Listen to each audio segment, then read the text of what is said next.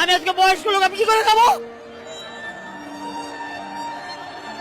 প্রধানমন্ত্রী আছে, হ্যাঁ মার দেওয়া হইতেছে, এই কি করে খাবো? আমার ফ্যামিলি কি দিয়ে পালবো? আমি নিজে কি দিয়ে চলবো? আমি রাস্তা ভিক্ষা করবো? আমি ডাকাতি করতে পারবো? আমাদের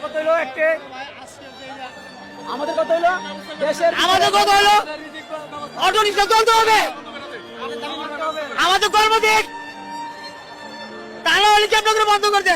আমরা এতগুলো লোক আমরা কি করে খাবো? দেশের ভিতরে বড় ধরনের অভাব চলতেছে। দেশের ভিতরে সরকার নাই, তাই বলে কি এই অভাবের ভিতরে কর্ম করে করতে পারি না? আমাদেরকে কি খাওয়ার জন্য কেউ দেওয়ার মতো কেউ নাই? দেওয়ার মতো কেউ নাই? আমাদের অটো রিক্সা চলতে হবে, আমাদের অটো রিক্সা বন্ধ করলে আমাদের কর্ম দিতে হবে।